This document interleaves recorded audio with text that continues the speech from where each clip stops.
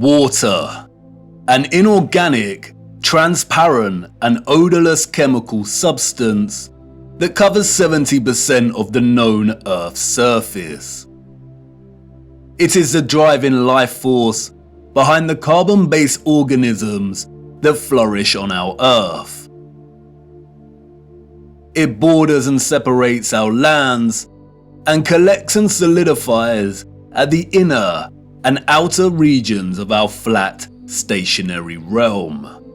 God should have sent a message to the inhabitants of Earth and been precise and told them to watch the water, to meditate on its function and natural laws, because in their time a great deception would be cast over them, like a cold shadow of an unknown, nefarious king.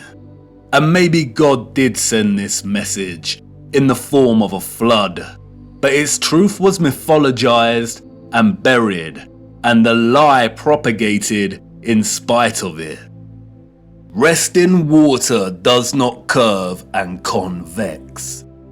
The natural laws of a resting body of water insist that it takes the exact shape of the container it fills, and always finds and maintains a flat level.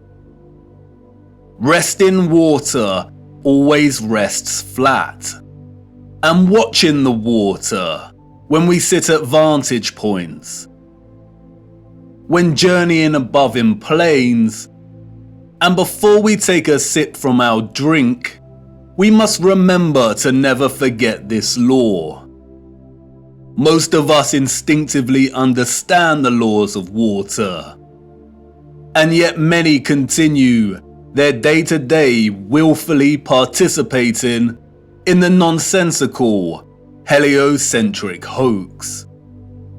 But for us that know that our Earth is not a spinning planet in an infinite vacuum of space, the ones that have studied the sun diligently and realize that it is the sun that is moving and not the Earth, the ones that have plotted the illogical routes of flight paths on a globe model and concluded that the model is incorrect, the ones that know that the laws of density govern the rise and fall of objects and have studied vanishing points, the ones that have forsaken conventional telescopic lenses, pondered rainbows, sundogs, and the stars above us know that we reside within a dome firmament and there exists water above us, and the ones that understand that our entire enclosed Earth system is governed by electromagnetism,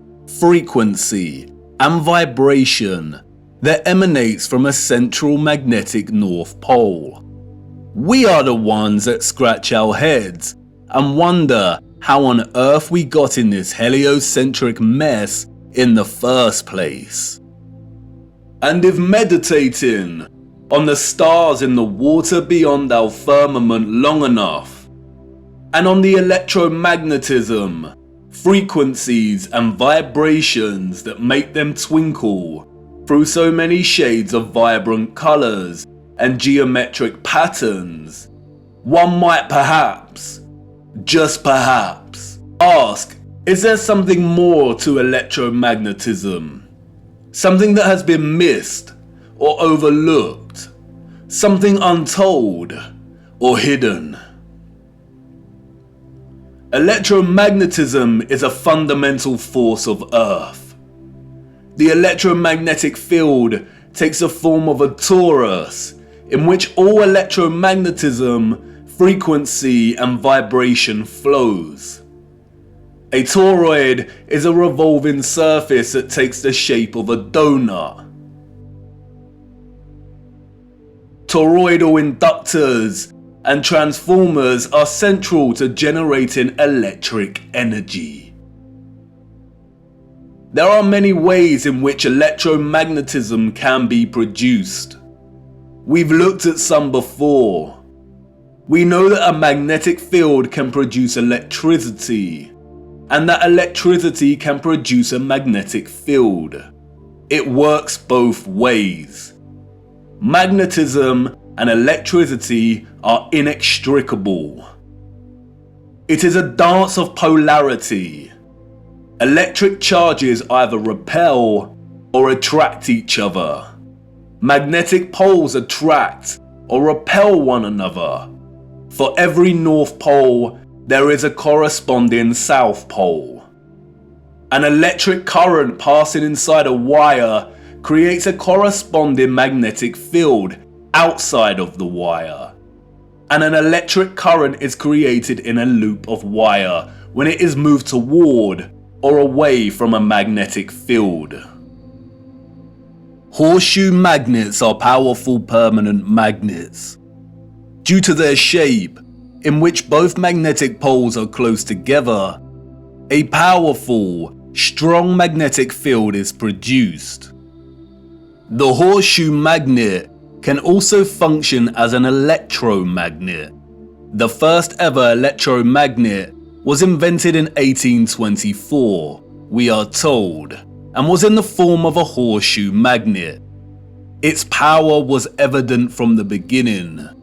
It weighed only 200 grams, but could lift 4 kilograms of iron. The key to the horseshoe magnet's power is the placement of its poles. You can see the magnetic field here, represented by the vector lines. If you look closely, you can see the concentration of the magnetic field is greater near the poles of the magnet. Since as far back as we can remember, we have been presented with and entertained ideas of the future. Not necessarily our future as individuals, but the future of humanity, technology, and society at large. Whether it is in the form of Hollywood movies, you know the ones, the action films, the science fiction sagas, and the animated kind, or literature, music, and art exhibitions. In these we see our technology taken to its limits. Crafts fly, computers live, robots help out, holographic screens decorate every room. Cities continue to grow upward into dominating skylines. Some can teleport, and space travel is now possible and the accepted norm. Outside of fiction, we also have sobering documentaries telling us where we are heading, usually featuring narration by an old man, lamenting the unstoppable path we are on. It's all very serious. We are destroying our planet, the only one we have. And we have political parties, non-governmental organizations, and the trusted voices and scientific, award-winning geniuses sharing similar messages. And really, when you look closer at both the fiction and the alleged facts, they all share the same underlying premise and principles. We are becoming so technologically advanced that the planet we reside on is no longer enough, or can no longer sustain our activity. The advanced artificial intelligence systems, the flying crafts, the breakthroughs in cloning and medical beds mean that the natural world has suffered as a consequence. And depending on the type of genre you are entertaining, the solution is either 1. For humanity to perish as a result, perhaps destroyed by the very artificial intelligence systems it created in the first place, or perhaps by a natural, lung-choking virus that has mutated and is sweeping the earth to restore natural balance. Or 2, for humans to say goodbye to their lonely little blue ball and head off into space in search of a new home. But you see, there is no globular planet, and there is no space, and therefore all visions of the future are purely fictional, and not particularly innocent. What we don't see emphasized in these visions of the future, however, is the potential of electromagnetism to transform all human life, technology, and society. Which is strange when you consider that all life, and the Earth itself, is impossible without electromagnetism. Why wouldn't visionaries want to explore this in more detail? Could it be that they are not allowed to?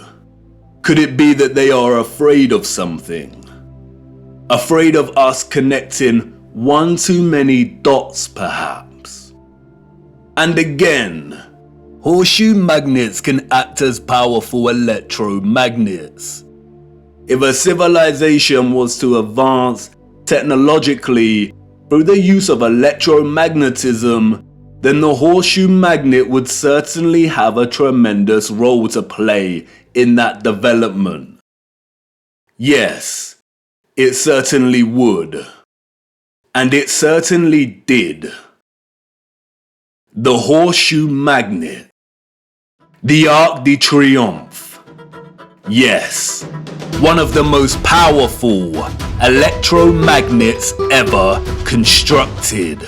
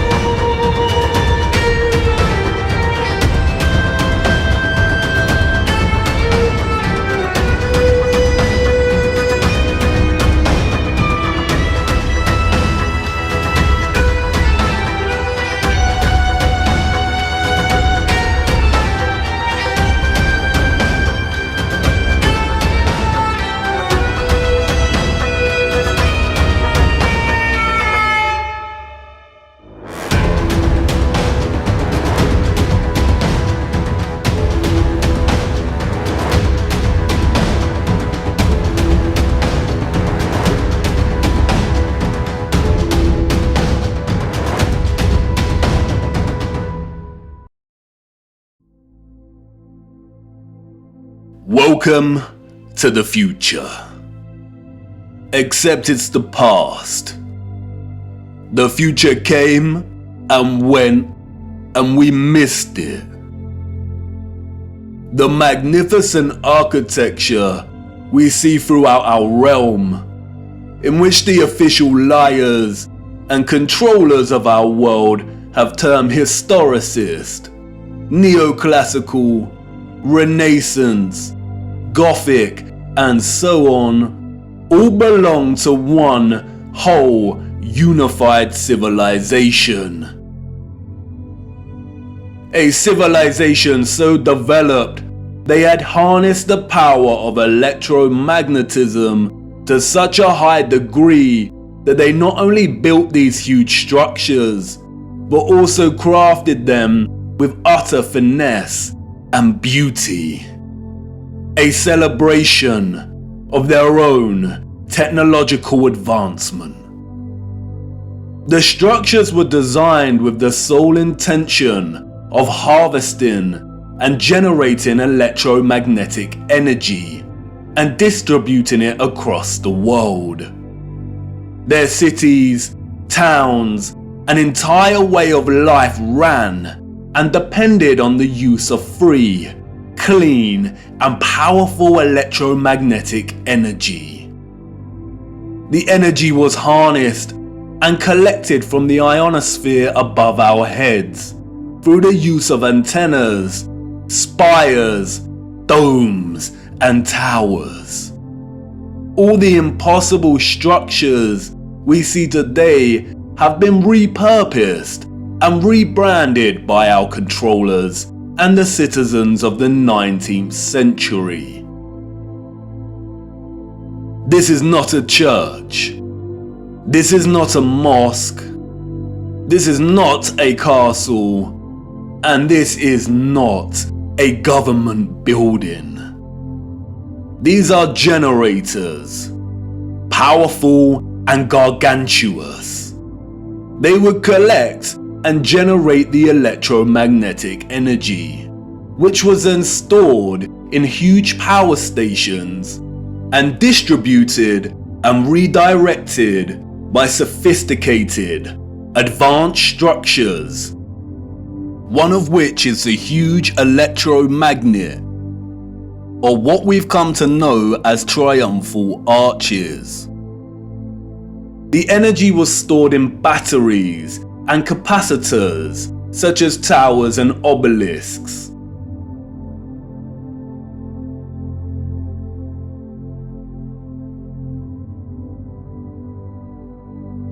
All cities were constructed across our realm in the form of one big, interconnected power grid, much like a huge computer motherboard.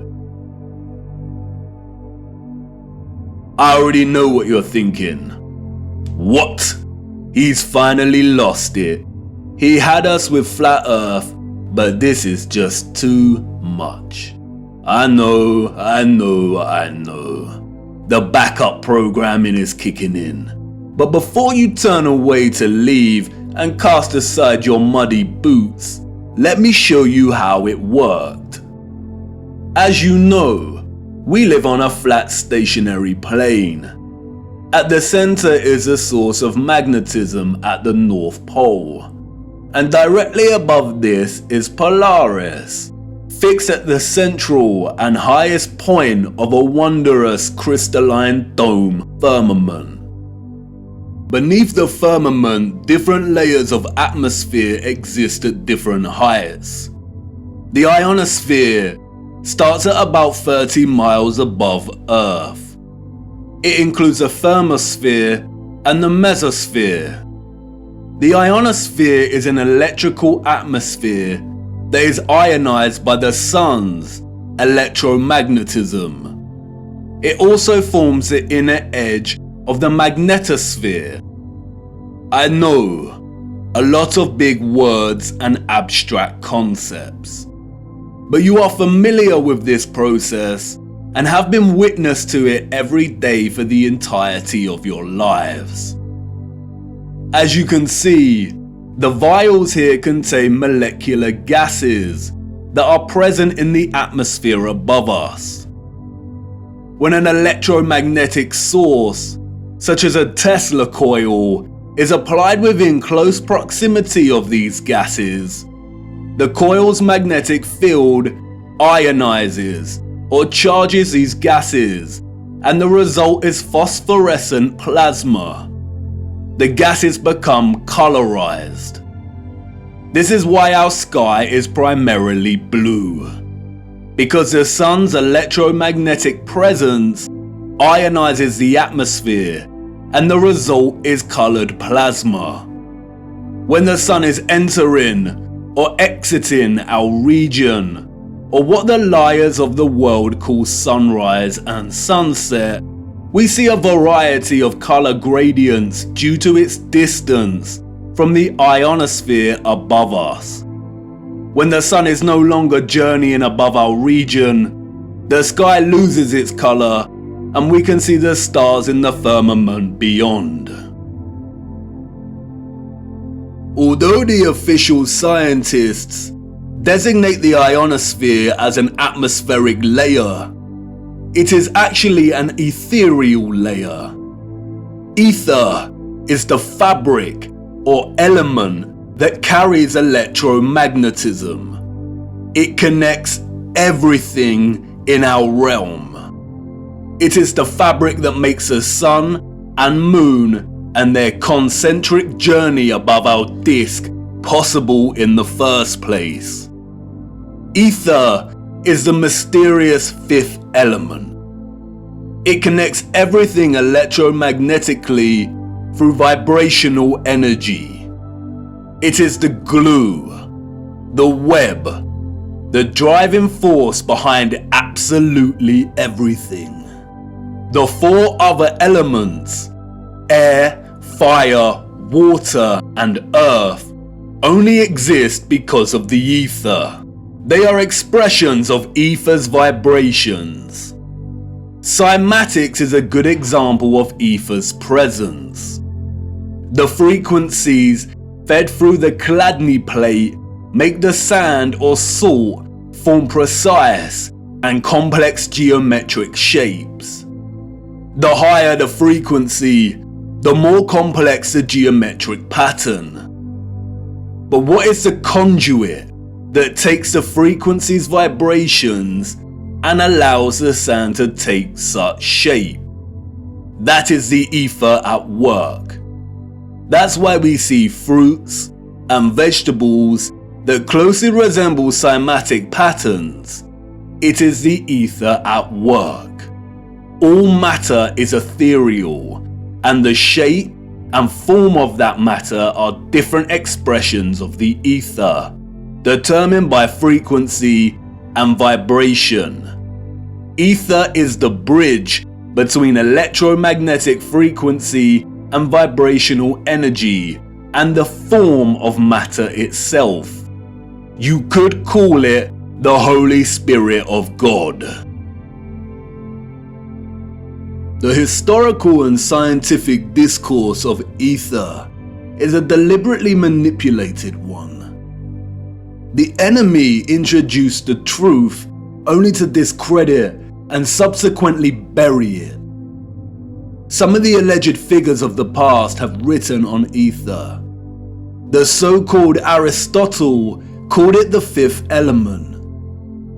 James Clerk Maxwell, the so-called father of electromagnetism, spoke of the ether, stating, "In several parts of this treatise, an attempt has been made to explain electromagnetic phenomena by means of mechanical action, transmitted from one body to another by means of a medium occupying the space between them." The undulatory theory of light also assumes the existence of a medium. We have now to show that the properties of the electromagnetic medium are identical with those of the luminiferous medium. The medium he refers to here is the ether. Albert Einstein and others successfully solidified the heliocentric model through fraudulent schools of scientific thought. But even Einstein could not deny the presence of ether. According to the general theory of relativity, space is endowed with physical qualities. In this sense, therefore, there exists an ether. According to the general theory of relativity, space without ether is unthinkable.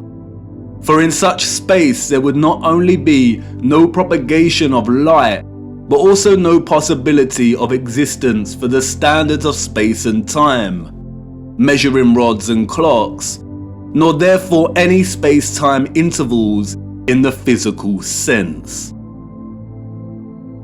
Even contemporary scientists, under the spell of heliocentrism, admit it is nonsensical to deny ether's existence.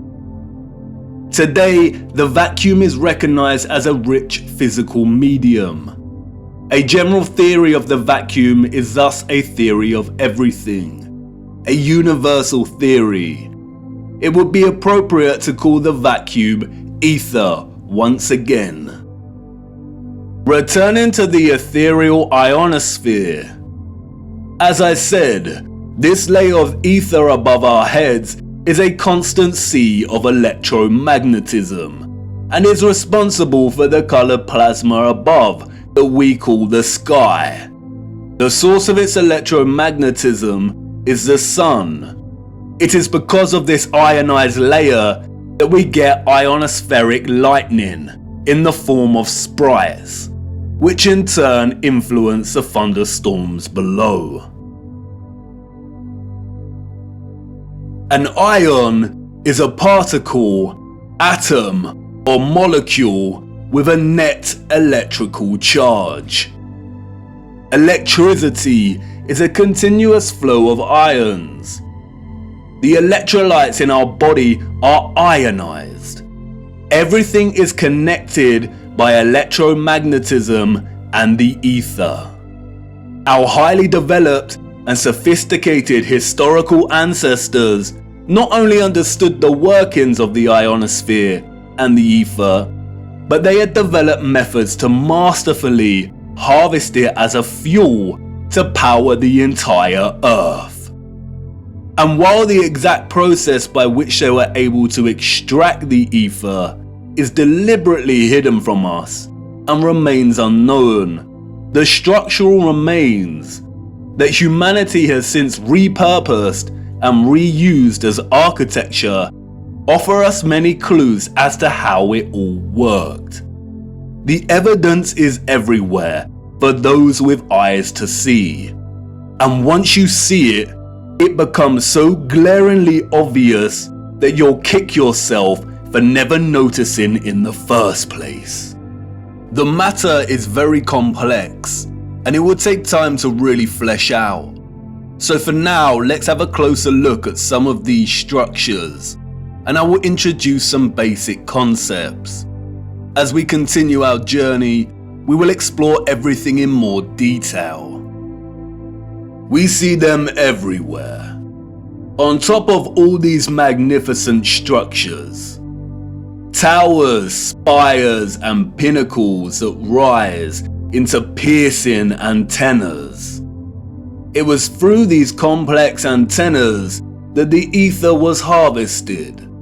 You see, after the Great Reset of the 1800s, the enemy fractured the old world's unified understanding of God and created multiple religions to try and hide God and justify the existence of such grand and beautiful technological structures. And I know this may trigger some people, but stay with me, I will not let you down. But for now, it is critical to understand that a lot of the religious icons that adorn and make up these antennas were never indicators of different religions in the old world, nor were they intended to be. They signaled something else entirely. They are usually made from copper and gold, both are excellent conductors of electricity. In many of the structures we call cathedrals, the symmetrical spikes on the pinnacles worked in a similar fashion, extracting ether from the ionosphere. Once harvested, the energy would inevitably have been drawn down into the top larger portion of these domed structures. When examining many of the interiors of these domes, we come to realize that they rely heavily on symmetrical ornamentation. This is achieved by indentation or cavities in the masonry. In the world of electromagnetism, a cavity resonator works through symmetry to produce oscillation or vibration of energetic particles. Symmetrical shapes force energetic particles or ions to vibrate in a constant manner. Is this why we see perfect symmetrical ornamentation within the ceiling of many domed structures? It no doubt sounds absurd, but the majority of these structures also feature a smaller type of cavity resonator, or what is more appropriately termed cavity magnetrons, that offer some clarity as to the real function of these structures. A cavity magnetron is a high-powered vacuum tube that generates microwaves using the interaction of a stream of ions with a magnetic field while in the cavity resonator. A magnetron operates through a hollowed, symmetrical vacuum.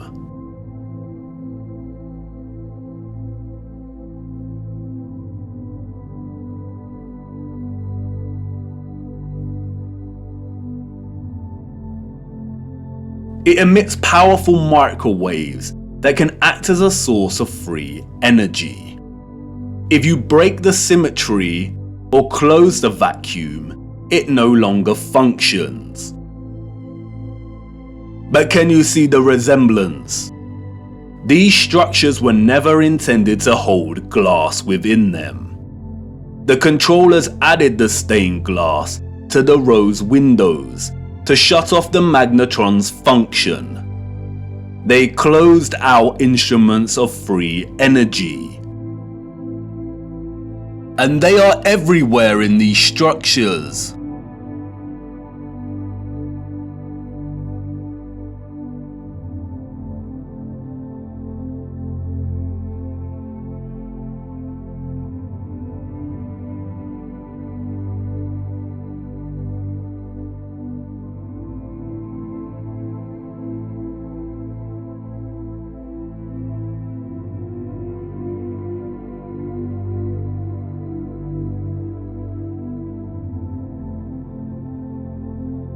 Interestingly, if you look at the geometry of entire sections of the structures themselves, then it becomes very evident that they functioned in their entirety like a cavity magnetron to generate energy. All cavity magnetrons consist of a central heated circular metal chamber in which the current leaves, and it's called a cathode. Look at that word. Cathode. Does it remind you of another word? Cathedral. Cathode. Like with everything else, they corrupt the truth and hide things in plain sight. The controllers removed most of the cathodes integral to these cavity magnetrons, but there are some structures today in which you can see traces of the old cathodes still present. The heavy reliance on symmetry and cavities within these structures is not coincidental. The symmetrical ornamentation would have worked in a similar manner, causing the energetic particles to vibrate in a constant manner. The flowers within the squares can be understood as similar to acoustic resonators, working to vibrate the ions. It is here that the energy would have been continually manipulated into vibrational and electromagnetic energy of specific frequencies. Really look at these magnificent acoustic resonators. Could you craft one of these by hand today, and at such height? Why would an underdeveloped people spend so much of their time crafting such perfect symmetrical ornamentation, especially if it had no function and was purely aesthetic? They wouldn't. The cavity resonators and magnetrons would have had to have worked in partnership with a central engine or reactor contained within all these structures. Both resonator and reactor are interesting words. Just like the words conductor, generator, creator, and the name Mercator, they all contain the word Tor within their linguistic structure. They hold a linguistic memory and pay homage to the torus or toroidal field. The torus is the flow of electromagnetism. Without this flow of energy, there would be no life on Earth. No one can really know for sure, but some have suggested that the engine was probably similar to a fusion reactor. The traces of these engines can be found within all of the larger generators. The empty shell of where the engine used to reside is usually, but not always, octagonal. It's been right in front of our faces the whole time. The controllers remove the engines, sometimes repurposing the space as baptistries and bandstands, sometimes just leaving the base either barren or attempting to cover them up. We see these octagonal structures in cathedrals, government buildings, mosques, and detached bandstands. And unless they have been repurposed, these structures seem to hold no overall function. They do not contribute to the overall structure. They appear superfluous and unnecessary.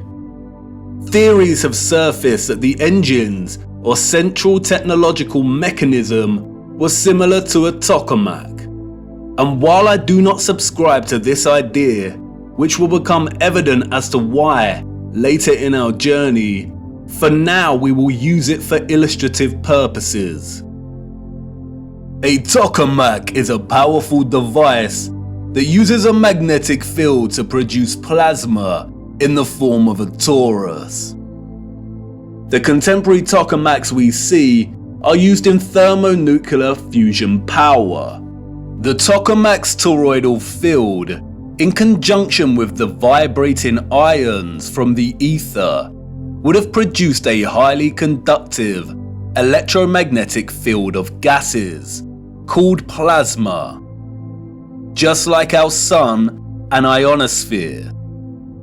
If those of the old world used anything closely resembling a tokamak's capability, then the result would have been an abundance of free, powerful, clean electromagnetic energy that could fuel entire cities and the entire Earth.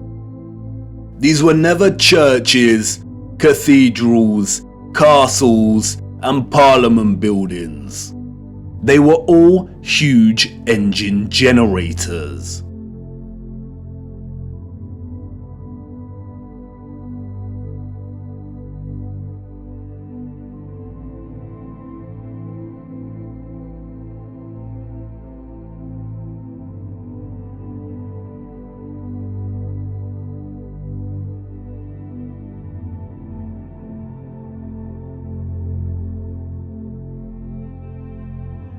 The controllers invented labels and terms such as Renaissance, Greco-Roman, and so on to describe the style of these structures. But as you can see, all these magnificent, impossible structures all share the same fundamental structural principles and design, despite location, time period, and cultures. And this is because they were created with the sole purpose of generating energy. And just because these structures were never used for prayer and worship does not mean they were not holy sites. The civilizations of the past had a relationship with the Source and the Holy Spirit, or the Ether, like no other. And they paid homage, reverence, and thanks to it by constructing their generators with such splendor and beauty. And not only that, but they constructed the entirety of their structures, statues, and ornamentation in reverence of this gift, in reverence of the energy production that made their way of life possible in the first place. The laurel wreath, which the satanic controllers have corrupted in their appropriation of the symbol and redesignation of it to represent Apollo and Lucifer, is in fact a toroidal coil. And we see the toroidal coil throughout the old world's infrastructure, as simultaneously having both a function and a celebration of this function.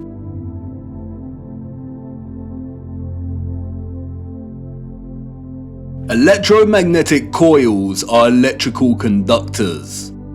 They are used in applications where electric current interacts with a magnetic field. In devices such as generators, motors, inductors, and transformers. Most coils take the form of a toroidal coil or spiral. Wire coils are used in conjunction with a magnet to produce powerful electromagnetism. The more turns of the wire, the stronger the magnetic field. Coils generate vortexes, which in turn create an electromagnetic field. It's all one interconnected system.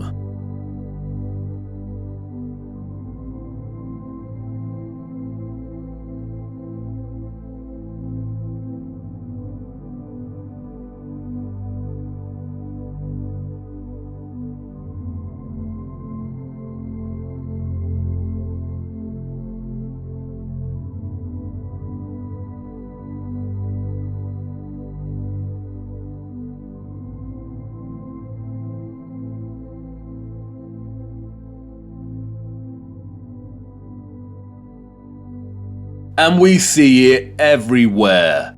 This is what columns and rotundas were used for.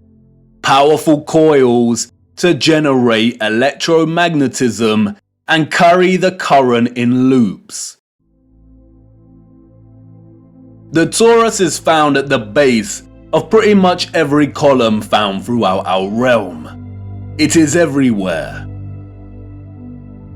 Look at the movement of electricity through a wire and the simultaneous magnetic field it produces. This is exactly the shape of a column. And we see this present in all of these gigantic and meticulously crafted columns.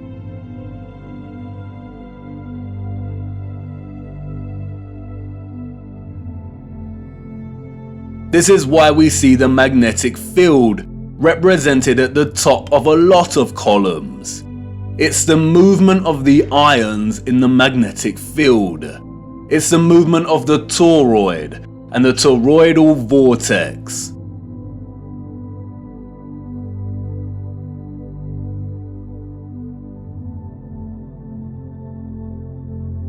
As you saw, coils of copper wire are essential in electrifying the magnet. And I know what you want to say.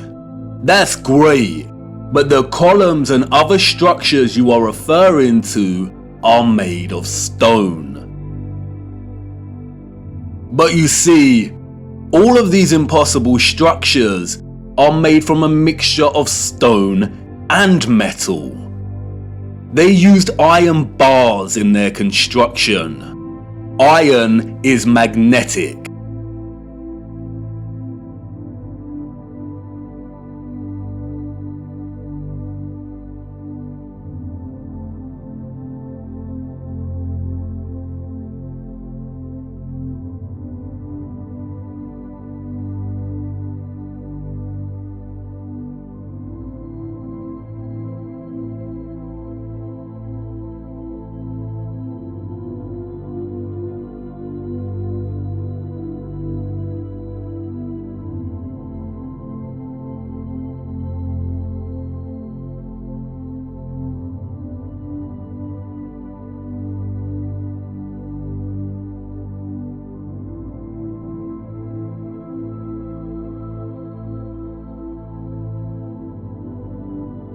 These iron rods run throughout the stone infrastructure and are complemented with copper and gold roofing. Copper and gold are strong conductors of electricity.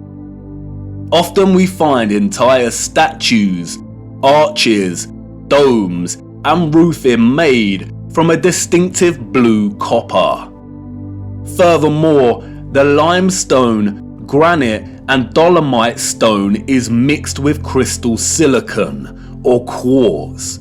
Quartz has strong electric potential.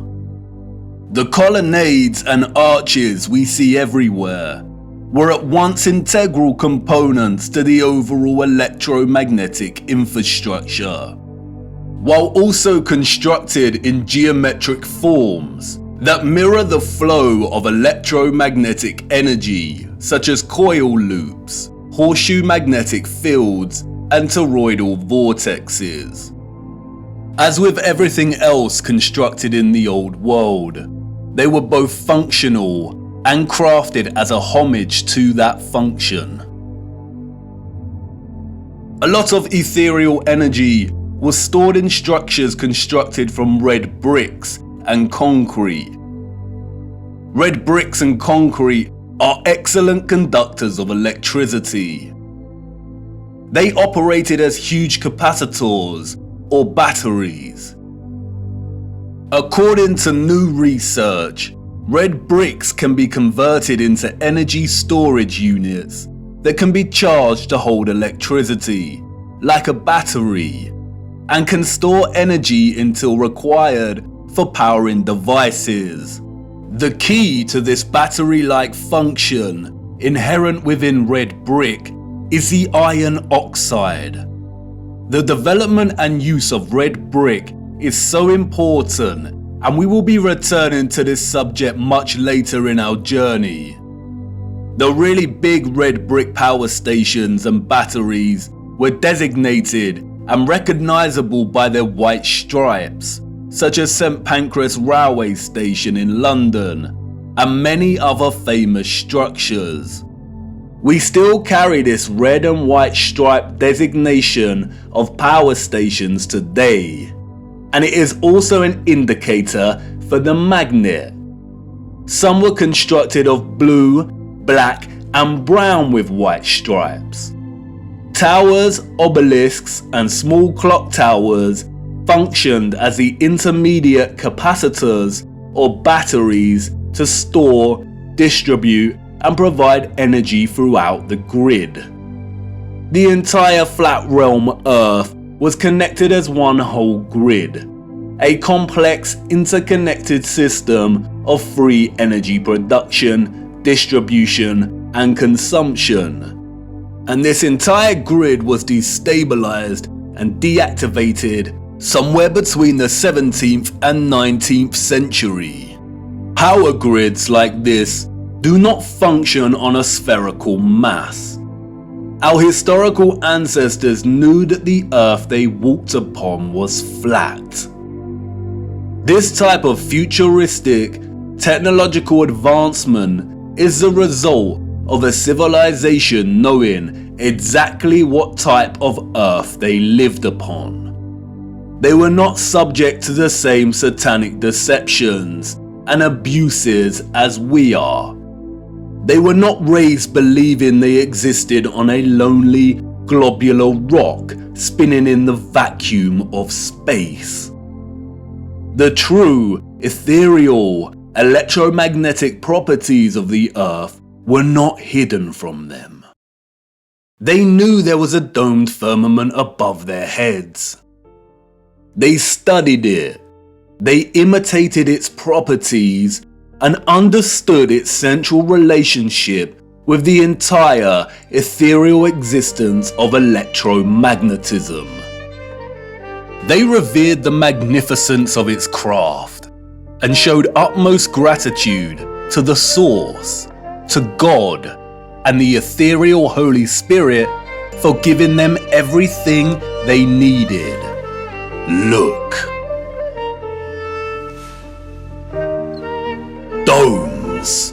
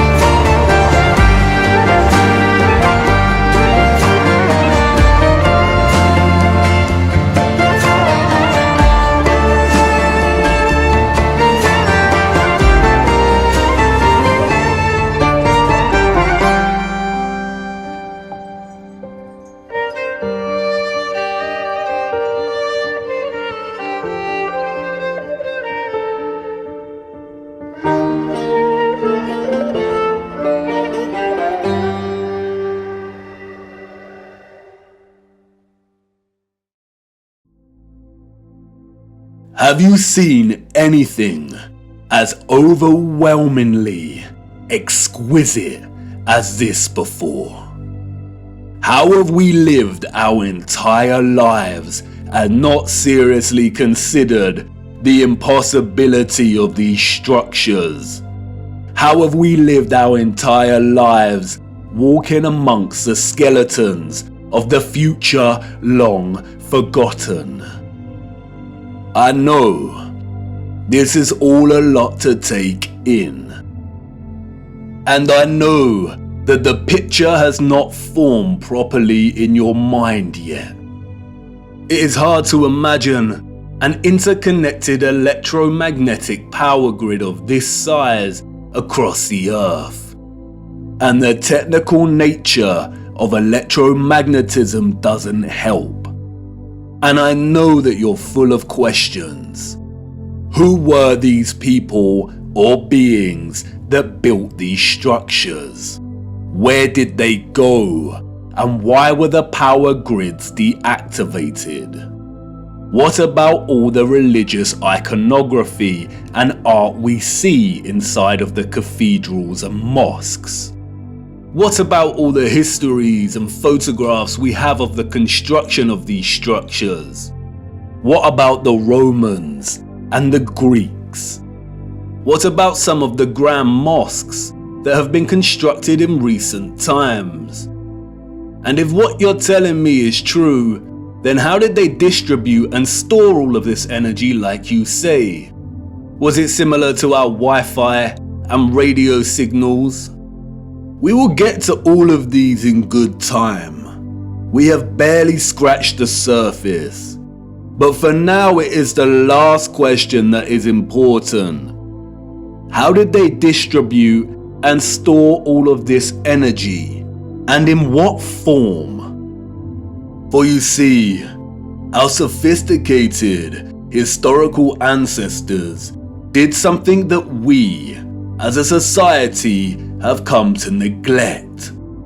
They watched the water, and they watched it closely, right here on Earth and up above, beyond the firmament. Come on, let me show you.